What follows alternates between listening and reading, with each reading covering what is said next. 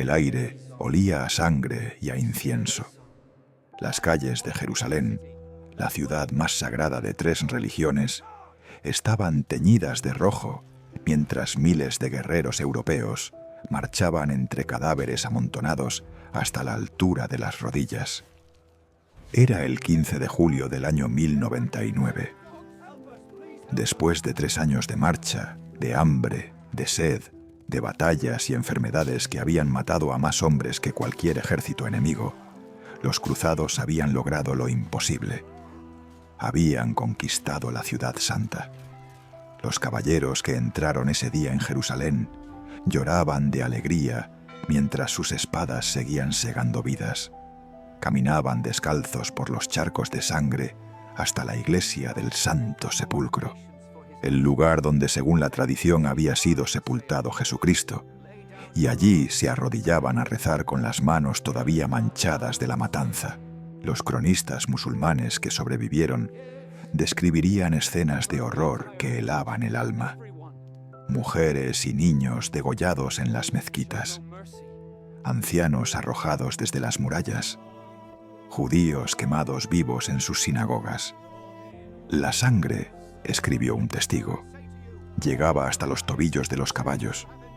Y sin embargo, para los conquistadores, aquello no era una atrocidad. Era un acto de fe, una purificación, el cumplimiento de una promesa divina que había comenzado 4 años antes, cuando un anciano con túnica blanca se levantó ante una multitud en el sur de Francia y pronunció las palabras que cambiarían el mundo para siempre. Esta es la historia de las cruzadas, y lo que desataron fue mucho más terrible y mucho más complejo de lo que cualquier leyenda ha contado. Para comprender cómo decenas de miles de europeos abandonaron sus hogares para marchar hacia una tierra que la mayoría nunca había visto, primero debemos entender el mundo del que partieron. Europa, en el siglo XI, era un continente fragmentado, violento y profundamente inseguro. El sistema feudal había dividido el territorio en miles de pequeños dominios gobernados por señores de la guerra que peleaban constantemente entre sí. Las fronteras cambiaban con cada generación. Los campesinos vivían en un estado de terror perpetuo, sabiendo que cualquier día un ejército podía aparecer en el horizonte y destruir todo lo que habían construido. La violencia era endémica. Los caballeros, esa clase guerrera que hoy romantizamos en cuentos y películas, eran en realidad profesionales de la destrucción.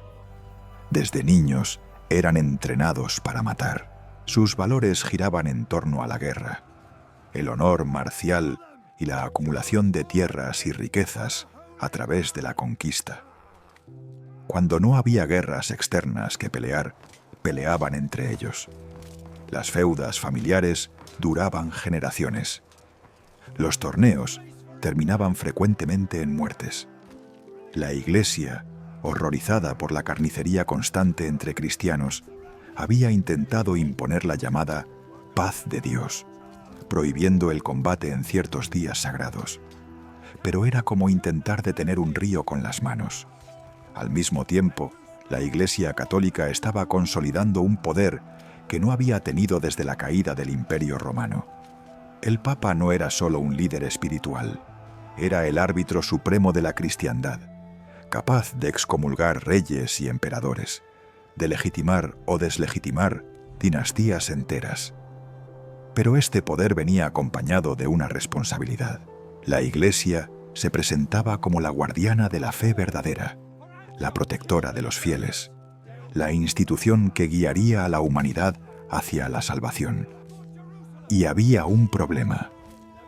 Los lugares más sagrados de la cristiandad, las tierras donde Jesús había caminado, predicado, muerto y resucitado, estaban en manos de los musulmanes.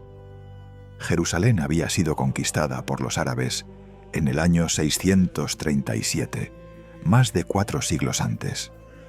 Durante la mayor parte de ese tiempo, los gobernantes musulmanes habían permitido a los peregrinos cristianos visitar los lugares santos. Era un negocio lucrativo, después de todo. Pero las cosas estaban cambiando. En 1071, los turcos selyúcidas, una nueva potencia islámica surgida de las estepas de Asia Central, habían derrotado catastróficamente al imperio bizantino en la batalla de Manzikert. Anatolia, el corazón del imperio cristiano oriental, había caído en manos turcas. Constantinopla, la ciudad más grande y rica de la cristiandad, estaba amenazada. Y los nuevos gobernantes de Tierra Santa no eran tan tolerantes con los peregrinos como habían sido los anteriores.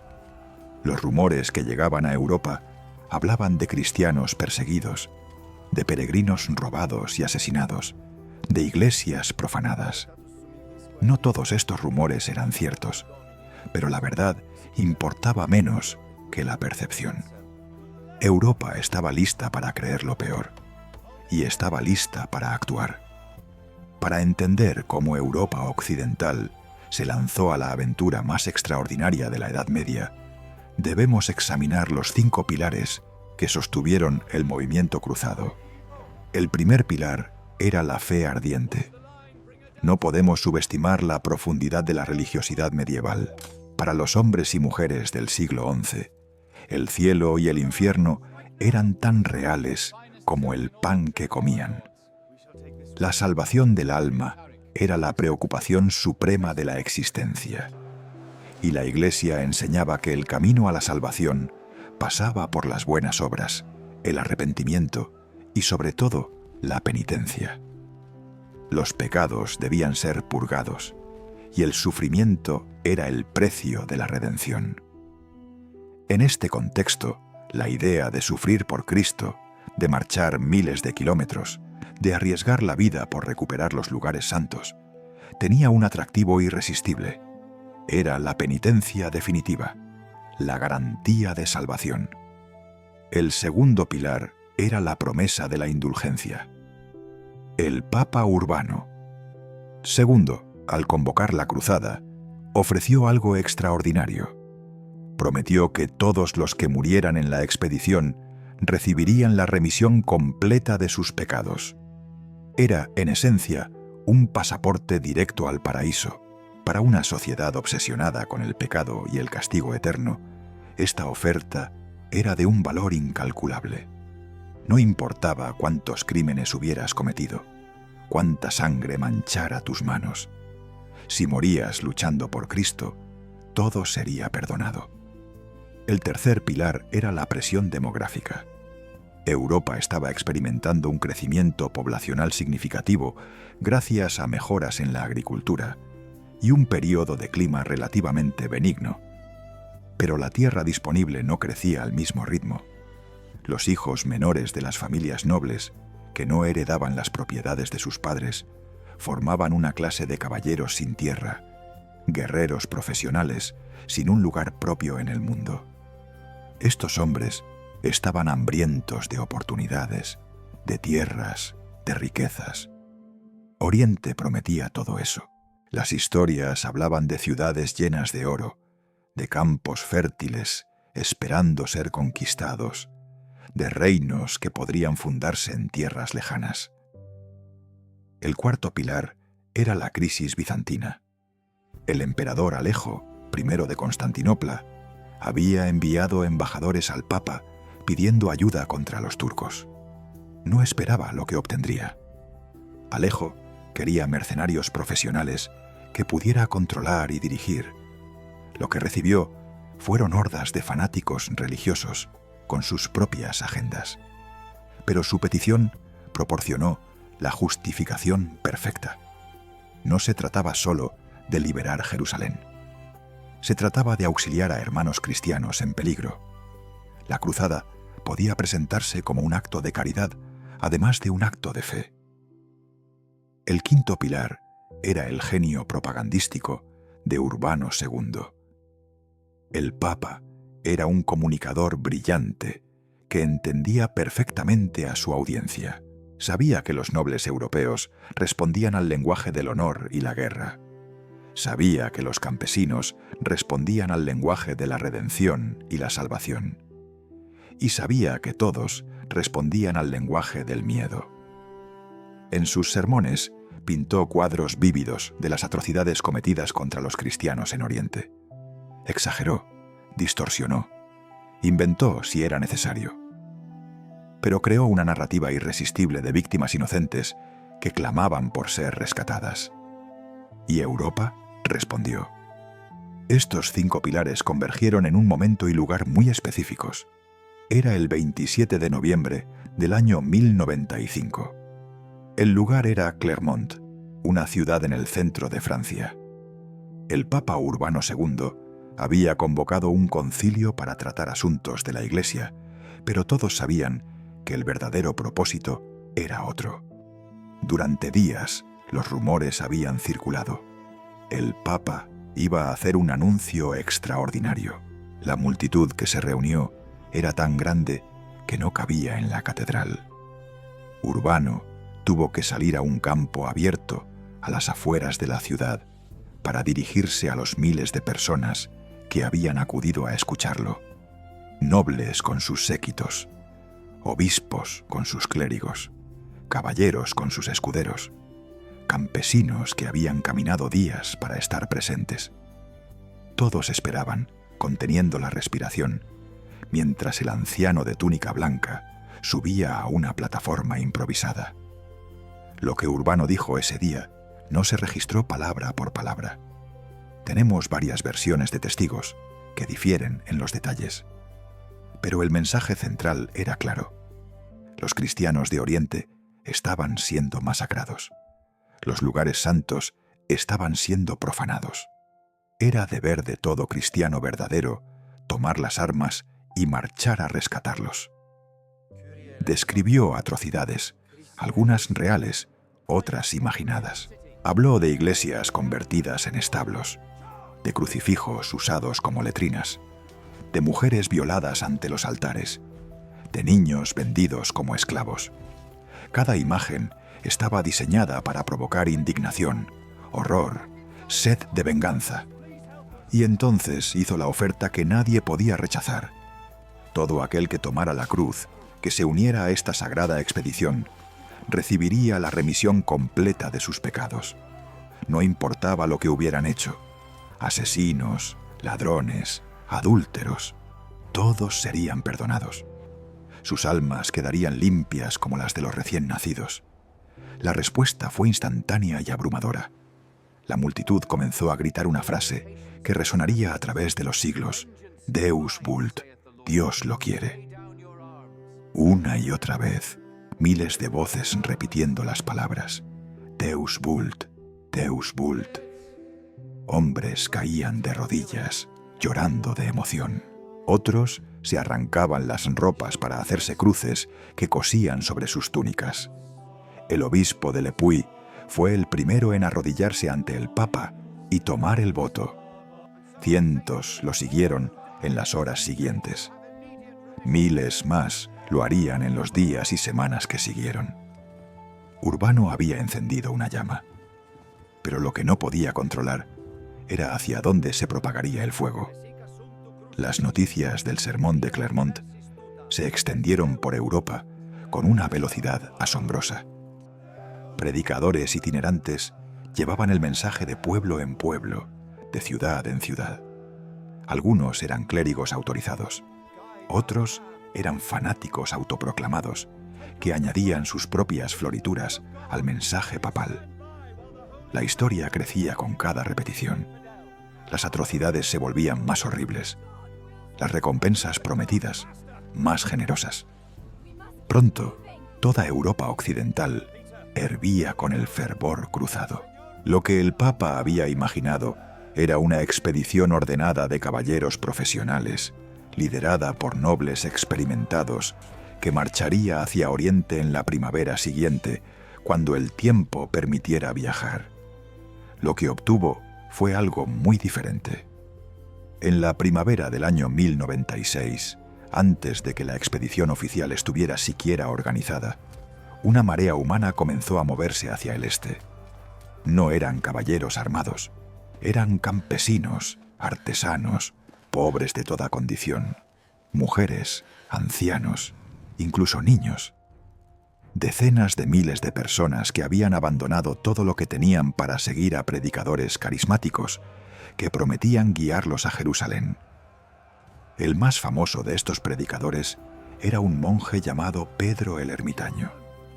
Era un hombre pequeño, sucio, vestido con harapos, que montaba un burro y predicaba con una intensidad que electrizaba a las multitudes. Se decía que había peregrinado a Jerusalén y había sido testigo personal de las atrocidades contra los cristianos. Se decía que Cristo se le había aparecido y le había ordenado predicar la cruzada. Nada de esto era necesariamente cierto, pero la gente lo creía y lo seguía. Esta primera oleada, conocida como la Cruzada de los Pobres o la Cruzada Popular, fue un desastre absoluto. Las hordas de campesinos no tenían entrenamiento militar, ni armas adecuadas, ni suministros, ni disciplina. A medida que marchaban hacia el este a través de Alemania y los Balcanes, comenzaron a quedarse sin comida. Y entonces empezó la violencia. Los cruzados populares atacaron las comunidades judías de Renania. En Worms, Maguncia, Colonia y otras ciudades, masacraron a miles de judíos que se negaron a convertirse al cristianismo. Los obispos locales intentaron protegerlos, escondiendo a familias enteras en sus palacios. Pero las turbas eran demasiado numerosas, demasiado frenéticas. Los cronistas judíos que sobrevivieron dejaron testimonios desgarradores de comunidades enteras, eligiendo el suicidio colectivo antes que la conversión forzada o la muerte a manos de la multitud. Fue el primer gran pogrom de la historia europea, y era solo el comienzo. Cuando la Cruzada Popular finalmente llegó a territorio bizantino, el emperador Alejo los miró con una mezcla de horror y desprecio. Estos no eran los soldados profesionales que había pedido. Eran una turba indisciplinada que ya había dejado un rastro de destrucción a través de media Europa. Los trasladó rápidamente al otro lado del Bósforo, a territorio controlado por los turcos, esperando deshacerse del problema. Los turcos se encargaron del resto. En octubre de 1096, un ejército selyúcida emboscó y masacró a la mayor parte de la Cruzada Popular cerca de Nicea. Decenas de miles murieron. Los pocos supervivientes, incluyendo Pedro el Ermitaño, huyeron de regreso a Constantinopla. La primera cruzada había terminado antes de comenzar realmente, pero la segunda oleada ya estaba en camino. Esta vez eran los profesionales. Los nobles más poderosos de Europa habían reunido sus ejércitos y marchaban hacia Oriente por diferentes rutas. Godofredo de Bouillon, duque de la Baja Lorena, lideraba un contingente germánico. Raimundo de Tolosa, el más rico de los cruzados, traía un ejército del sur de Francia. Bohemundo de Tarento, un normando astuto y ambicioso, venía de Italia con sus guerreros. Hugo de Vermandois, hermano del rey de Francia, encabezaba la nobleza francesa. No había un líder supremo, no había un plan unificado. Cada príncipe tenía sus propias ambiciones, sus propios objetivos, sus propias rivalidades con los demás. Pero todos compartían un destino común: Jerusalén. Los ejércitos cruzados comenzaron a llegar a Constantinopla entre finales del año 1096 y principios del 1097. El emperador Alejo los recibió con una mezcla de alivio y profunda desconfianza. Estos hombres eran peligrosos. Eran guerreros curtidos en 1000 batallas, acostumbrados a tomar lo que querían por la fuerza. Y sus líderes miraban las riquezas de Constantinopla con ojos hambrientos. La ciudad dejó sin aliento a los cruzados occidentales. Nada en Europa podía compararse con esto. Constantinopla tenía casi 500.000 de habitantes cuando las ciudades más grandes de Occidente apenas llegaban a 50.000. Sus murallas eran tan gruesas que podían caber carros dentro de ellas. Sus palacios brillaban con mosaicos de oro. Sus mercados vendían productos de todo el mundo conocido: sedas de China, especias de la India, marfil de África. Los caballeros europeos, que se consideraban la élite de la cristiandad, descubrieron de pronto que eran provincianos toscos comparados con la sofisticación bizantina. Alejo jugó hábilmente con estos hombres peligrosos. Les proporcionó suministros y guías, pero a cambio exigió juramentos de lealtad. Cualquier territorio que arrebataran a los turcos y que antes hubiera pertenecido al imperio debía ser devuelto. Los príncipes cruzados juraron, algunos con sinceridad, otros con los dedos cruzados a la espalda, y entonces cruzaron el Bósforo hacia Asia. Lo que siguió fue una campaña de casi 3 años que combinó heroísmo extraordinario con sufrimiento inimaginable. El primer objetivo fue Nicea, la misma ciudad donde la cruzada popular había encontrado su fin. Los cruzados la sitiaron durante semanas bajo un sol abrasador. Los turcos lanzaban flechas desde las murallas. Los caballeros cavaban trincheras bajo una lluvia de proyectiles. Los enfermos y heridos morían por docenas cada día, sin médicos suficientes para atenderlos. Cuando la ciudad finalmente cayó en junio de 1097, los cruzados descubrieron que Alejo había negociado secretamente su rendición a cambio de garantizar la seguridad de la guarnición turca. La victoria les fue arrebatada. Los príncipes juraron que no volverían a confiar en los bizantinos. La marcha continuó hacia el sureste, atravesando Anatolia. El calor del verano era brutal. Las fuentes de agua eran escasas. Los caballos morían por cientos, obligando a los caballeros a continuar a pie. Los turcos no presentaban batalla abierta, sino que hostigaban constantemente a los flancos, atacando a los rezagados, envenenando los pozos, quemando los campos, para que los cruzados no encontraran nada que comer. En Dorilea, los turcos finalmente atacaron en fuerza. Fue la primera gran batalla de la cruzada. Los arqueros montados turcos rodearon al ejército cristiano, lanzando oleadas de flechas que oscurecían el cielo. Los caballeros europeos, entrenados para la carga frontal, no sabían cómo responder a estos enemigos que aparecían y desaparecían como fantasmas. Durante horas, la batalla pendió de un hilo. Solo la llegada de refuerzos al mando de Raimundo de Tolosa salvó el día. Los turcos huyeron y el camino hacia el sur quedó abierto. Pero la victoria trajo nuevos sufrimientos. Los cruzados entraron en las montañas del Tauro, un laberinto de picos escarpados y desfiladeros estrechos donde los caballos no podían pasar. Tuvieron que abandonar gran parte de su equipo. Los animales de carga caían por los precipicios. Los hombres escalaban pendientes casi verticales con sus armaduras a cuestas. Muchos murieron de agotamiento. Otros se despeñaron. Los supervivientes emergieron al otro lado como espectros de lo que habían sido. Y entonces llegaron a Antioquía. Antioquía era una de las ciudades más grandes del mundo antiguo, rodeada por murallas que se extendían durante más de 20 kilómetros, protegida por 400 torres. Conquistarla por asalto era imposible. El sitio duró 8 meses, desde octubre de 1097 hasta junio de 1098. Fue el infierno en la tierra. Los cruzados acamparon ante las murallas mientras el invierno caía con toda su crueldad. Las lluvias torrenciales convirtieron el campamento en un lodazal. Las tiendas se pudrían. La comida se acabó. Los hombres empezaron a comer sus caballos, luego las raíces, luego las cortezas de los árboles. Los cronistas hablan de soldados que desenterraban cadáveres para comerlos. Hablan de hombres que hervían sus cinturones y sandalias de cuero para extraer algo de nutrición.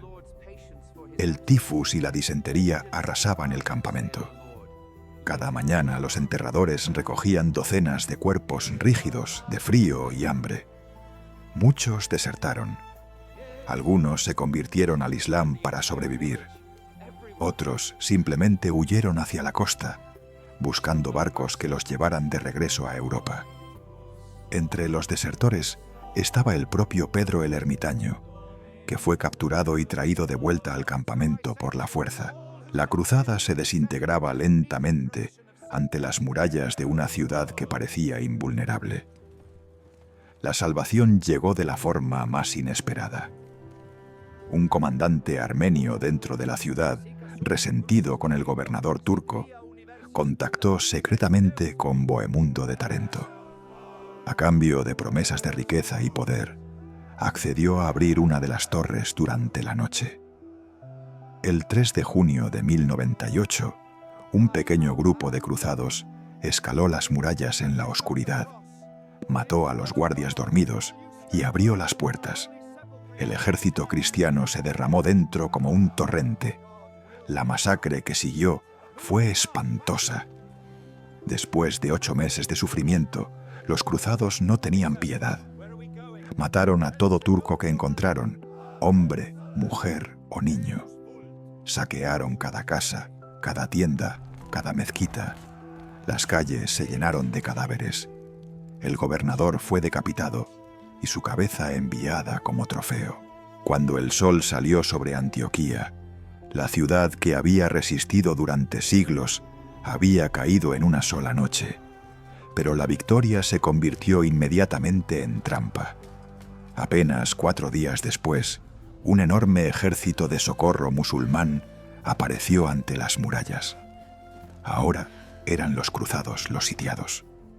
Agotados, diezmados por el hambre y las enfermedades, atrapados en una ciudad que acababan de saquear, parecían condenados. Lo que ocurrió entonces pertenece tanto a la historia como a la leyenda. Un monje llamado Pedro Bartolomé afirmó haber tenido una visión. San Andrés, dijo, le había revelado el escondite de la Santa Lanza, la misma lanza que había perforado el costado de Cristo en la cruz. Después de días de excavación en la Catedral de Antioquía, supuestamente la encontraron. Los escépticos señalaron que fue el propio Pedro quien bajó a la excavación y emergió con la reliquia. Pero eso no importaba. Los cruzados, desesperados por un milagro, creyeron. El 28 de junio, el ejército cristiano salió de la ciudad para enfrentar a las fuerzas musulmanas. Iban vestidos de blanco, cantando himnos, portando la Santa Lanza al frente. Eran menos de 20.000 hombres enfrentando a un ejército varias veces mayor, y ganaron. Los musulmanes, divididos por rivalidades internas y sorprendidos por la ferocidad del ataque, se desbandaron. El sitio de Antioquía había terminado, pero aún quedaba Jerusalén. Los cruzados no marcharon inmediatamente hacia su objetivo final. Pasaron meses recuperándose, luchando entre sí por el control de Antioquía, conquistando ciudades menores a lo largo de la costa. No fue hasta enero de 1099 que finalmente reanudaron la marcha hacia el sur. Y el 7 de junio llegaron a las murallas de la ciudad santa. Lo que quedaba del ejército cruzado era apenas una sombra de lo que había partido de Europa 3 años antes. De los quizás 40.000 guerreros que habían cruzado a Asia, quedaban menos de 15.000. Estaban agotados, enfermos, traumatizados por todo lo que habían visto y hecho. Pero también estaban a las puertas de su sueño. El sitio de Jerusalén duró apenas 5 semanas. Los cruzados construyeron torres de asedio con madera traída de la costa. Ayunaron y rezaron, caminando descalzos alrededor de las murallas como los israelitas habían caminado alrededor de Jericó. Y el 15 de julio lanzaron el asalto final. Lo que ocurrió cuando las murallas cayeron Ya lo hemos visto al principio de esta historia. La masacre fue total, indiscriminada, salvaje. Los cronistas latinos hablan de ella con orgullo, describiendo cómo los sarracenos eran degollados como ganado. Los cronistas musulmanes y judíos hablan con horror de un baño de sangre que no perdonó a nadie. Las estimaciones modernas sugieren que murieron entre 30 y 40.000 personas en un solo día. Godofredo de Bouillon fue elegido como gobernante del nuevo reino de Jerusalén. Rechazó el título de rey, diciendo que no llevaría corona de oro donde Cristo había llevado corona de espinas. Se llamó a sí mismo defensor del Santo Sepulcro. Murió apenas un año después, probablemente de tifus, y su hermano Balduino no tuvo los mismos escrúpulos. Se coronó como el primer rey de Jerusalén en la Navidad del año 1100. La primera cruzada había terminado. Había sido un éxito militar asombroso, casi milagroso, pero lo que dejó tras de sí era un mundo transformado de maneras que nadie había anticipado. Los estados cruzados que surgieron en Tierra Santa, el reino de Jerusalén, el principado de Antioquía, el condado de Edesa, el condado de Trípoli, fueron experimentos extraños, islas europeas en un mar musulmán. Sus gobernantes intentaron recrear la sociedad feudal de Occidente, pero inevitablemente se mezclaron con las culturas que los rodeaban. Los caballeros cruzados aprendieron a vestir sedas orientales, a bañarse en hammams, a comer especias que nunca habían probado. Algunos aprendieron árabe. Algunos tomaron esposas locales. Sus hijos nacieron en Oriente, y para ellos Europa era una tierra lejana y abstracta. Pero estos estados eran intrínsecamente frágiles. Estaban rodeados de enemigos. Dependían de un flujo constante de refuerzos desde Europa, que nunca era suficiente, y los musulmanes, inicialmente fragmentados y sorprendidos, eventualmente se unificaron bajo líderes capaces que juraron expulsar a los invasores. Las cruzadas posteriores, la segunda, la tercera, las muchas que siguieron, fueron en su mayoría intentos de reforzar lo que se desmoronaba. La segunda cruzada, convocada después de que Edesa cayera ante los musulmanes en 1144, fue un fracaso completo. La tercera, liderada por Ricardo Corazón de León de Inglaterra, Felipe Augusto de Francia y Federico Barbarroja del Sacro Imperio, logró recuperar algunas ciudades costeras, pero no pudo retomar Jerusalén, que Saladino había reconquistado en 1187. Saladino, incluso los cruzados lo admiraban. Era un comandante brillante, pero también un hombre de honor según los estándares de cualquier cultura. Cuando tomó Jerusalén, no hubo masacre. Los habitantes cristianos fueron autorizados a partir después de pagar un rescate razonable. Los que no podían pagar fueron liberados de todas formas por la generosidad del propio Saladino. El contraste con la conducta de los cruzados en 1099 no podía ser más marcado. Las cruzadas continuaron durante 2 siglos más, cada vez más desesperadas, cada vez menos exitosas. La cuarta cruzada ni siquiera llegó a Tierra Santa, desviándose para saquear Constantinopla, la capital del cristianismo oriental, un crimen que los ortodoxos nunca perdonarían.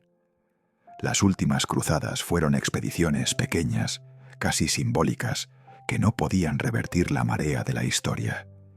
En 1291, Acre, la última fortaleza cruzada en Tierra Santa, cayó ante los mamelucos egipcios.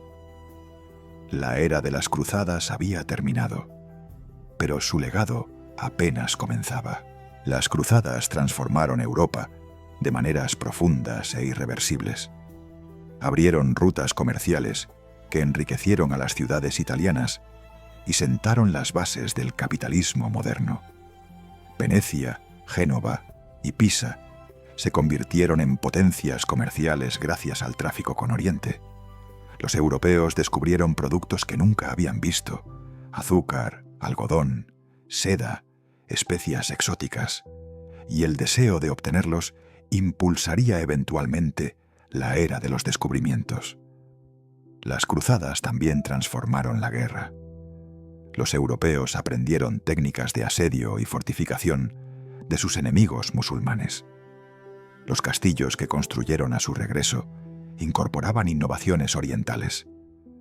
Las órdenes militares que surgieron, los templarios, los hospitalarios, los caballeros teutónicos, crearon modelos de organización que influirían en los ejércitos de los siglos siguientes. Pero quizás el legado más duradero fue el más oscuro. Las cruzadas establecieron un patrón de violencia religiosa que envenenarían las relaciones entre cristianos y musulmanes durante siglos. Las masacres de 1099 no se olvidaron. Cuando los otomanos conquistaron Constantinopla en 1453, algunos lo vieron como venganza tardía por los crímenes de los cruzados. Cuando las potencias europeas colonizaron el mundo musulmán en los siglos XIX y XX, los locales recordaban las cruzadas como precedente. Y cuando los extremistas de hoy buscan narrativas de conflicto eterno entre civilizaciones, encuentran en las cruzadas el material perfecto. Vivimos en un mundo donde la palabra cruzada sigue siendo provocadora. Cuando un presidente estadounidense usó el término después de los ataques del 11 de septiembre, provocó una tormenta de críticas. Para millones de musulmanes, la palabra evoca siglos de agresión occidental. Para algunos occidentales, evoca un ideal romántico de caballeros nobles luchando por la fe. Ambas visiones son simplificaciones de una realidad mucho más compleja, más sucia, más humana. Las cruzadas no fueron una guerra entre el bien y el mal. Fueron un choque entre civilizaciones imperfectas, cada una convencida de su propia justicia. Los cruzados cometieron atrocidades espantosas, pero también mostraron valentía extraordinaria. Los musulmanes resistieron la invasión con determinación admirable, pero también tenían sus propias divisiones y brutalidades. Reducir esta historia a buenos contra malos es no entenderla en absoluto. Lo que las cruzadas nos enseñan, si estamos dispuestos a escuchar, es el peligro de la certeza absoluta. Cuando los hombres creen que Dios está de su lado, que sus enemigos son malvados por definición, que cualquier medio está justificado por el fin, las consecuencias son predecibles y terribles. Este patrón se repite a lo largo de la historia, en diferentes tiempos, con diferentes banderas, pero siempre con los mismos resultados. Cadáveres apilados, ciudades en llamas, generaciones envenenadas por el odio heredado. Y sin embargo, también hubo momentos de encuentro, de curiosidad, de respeto mutuo. Cruzados que aprendieron a admirar la cultura de sus enemigos. Musulmanes que reconocieron el valor de sus oponentes. Comerciantes de todas las fes que hacían negocios juntos mientras los ejércitos peleaban. Traductores que preservaban el conocimiento griego en árabe y lo transmitían de vuelta a Europa. De las cruzadas surgió también el Renacimiento, el redescubrimiento de la filosofía clásica, el despertar intelectual que eventualmente produciría la ciencia moderna. La historia nunca es simple, nunca es puramente trágica ni puramente triunfante. Es ambas cosas, entrelazadas de maneras que a menudo no comprendemos hasta siglos después. Cuando miras el mapa del mundo actual, cuando ves las fronteras del Medio Oriente, trazadas por potencias coloniales hace apenas un siglo, cuando escuchas los ecos de conflictos que parecen no tener fin, estás viendo las ondas de piedras lanzadas hace casi 1000 años. Las cruzadas terminaron, pero sus consecuencias siguen desenvolviéndose. El polvo de Jerusalén guarda la memoria de aquellos días. Las piedras de sus murallas han visto conquistadores ir y venir, cada uno convencido de que la historia le daría la razón. Ninguno tenía razón completamente, ninguno estaba equivocado completamente. Todos eran humanos, con todo lo que eso implica de grandeza y miseria. Soy quien te narra estas historias para que el pasado ilumine el presente, porque solo entendiendo de dónde venimos podemos comprender hacia dónde vamos, y juntos mantenemos la historia viva. Nos vemos en la próxima era.